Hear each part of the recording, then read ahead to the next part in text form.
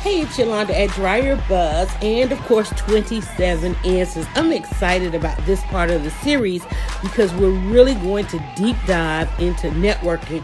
If you listen to these 4 podcasts, this is number 2. Number 1, we told you to keep it simple, okay?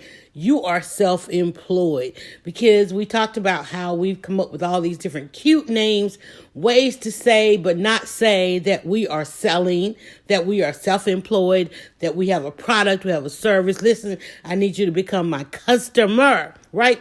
But what happens when you're out networking? What happens when you are among peers? So I actually grabbed a copy of 27 Answers to Create Buzz. You can grab one too.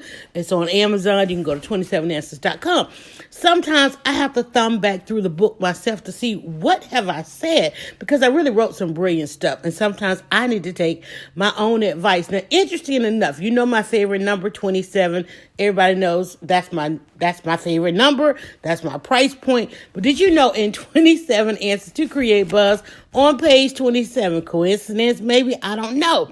5 questions to evaluate your networking. And I said, let me see what we're going to talk about during this, because I really want us to keep it simple. I mean, we really need to keep it simple. I was talking with some entrepreneurs and just getting them to convincingly say that they are self-employed.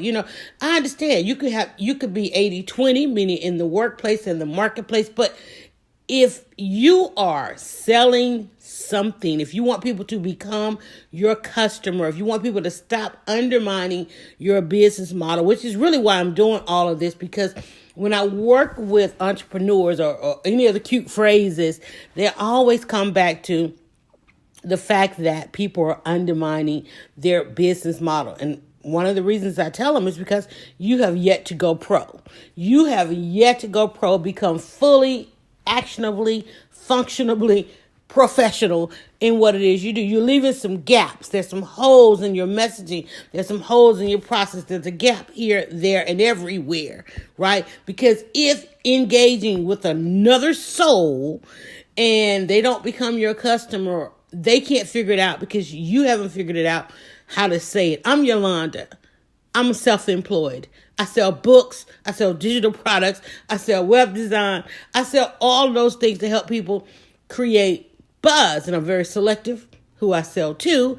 And I'm not trying to sell to the 90%, the 100%, the 80%.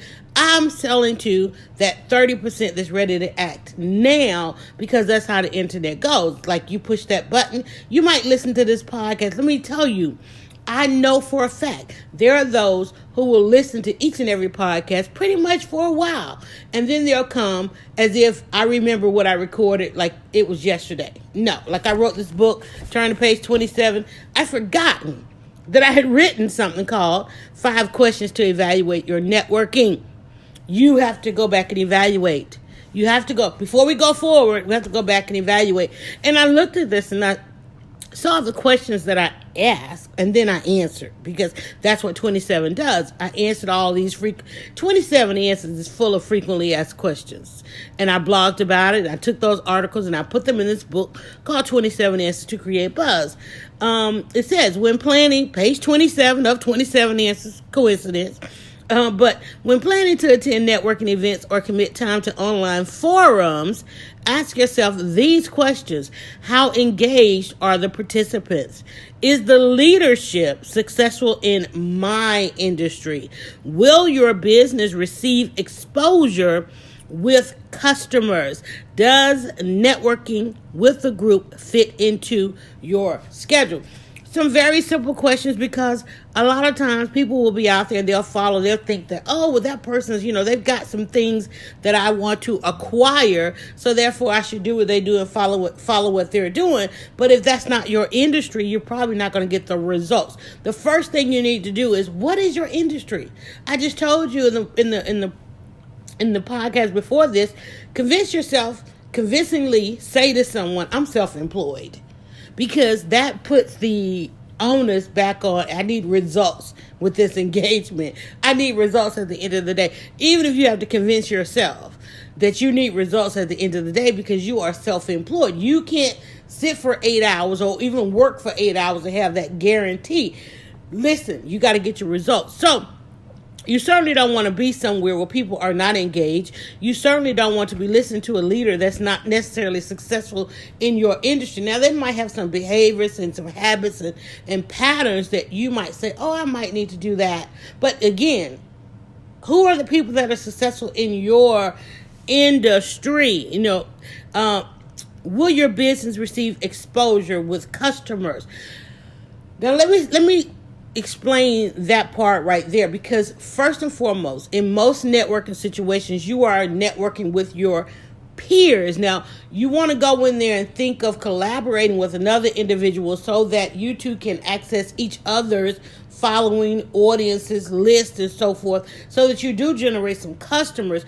But the person you're networking with is your peer. You're not supposed to sell to that person. How many times have you gone to a networking and you just feel like, oh my God, it's so slimy in here. Everybody's handing me their business card, their pitch, they're selling to me, when we're supposed to, in networking, share our hindsight, share our best practices. It's about sharing. You're supposed to go into the networking. Now, if you want to go and get right to the access to the customers, then become a vendor. If you're not a vendor of a networking event, a vendor, you don't have a table, you didn't purchase to go put your information in the swag bags, you didn't pay any money, you shouldn't go into a networking expecting to make that money.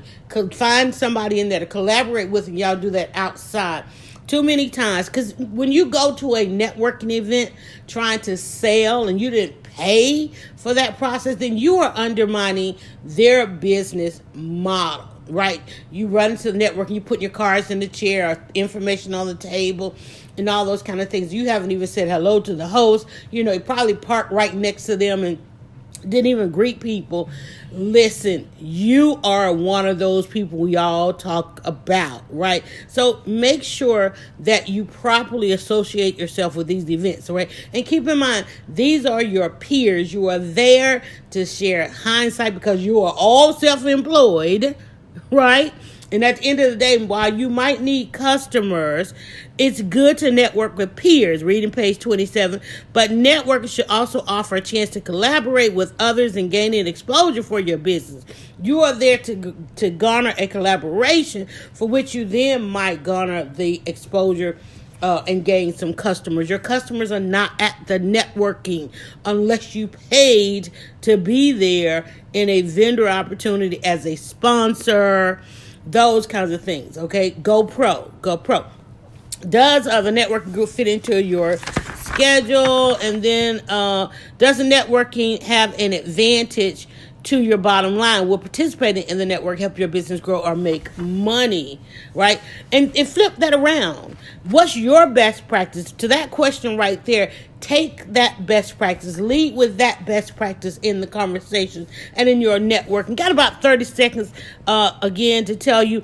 Now, I was just happening to reading page 27 of 27 Years to Create Buzz. It's a book about networking. And the podcast before this, we convinced you to say, I'm self-employed. In this one, I want to convince you then to follow up and say, I'm selling. But when you are selling, make sure that you are talking to a customer and not necessarily a peer. If you are talking to a peer, you want to say, I'm sharing. Imagine you walked into a network and, hey, I'm Yolanda. I'm sharing. I'm serving. All these S's all up in this podcast. Hey, listen, I got a few seconds left to tell you, if you heard this one, if you saw it on my timeline, your timeline, a friend's timeline, thank me, thank them, thank you for getting the answers. If you want the books and the ebooks, the digital downloads, because I'm self-employed, I'm selling answers. You can get them all at 27answers.com. Also at Amazon, podcast or archive, wherever you see this post. All you got to do is scroll back, or guess what? You can filter the entire internet using the hashtag 27answers.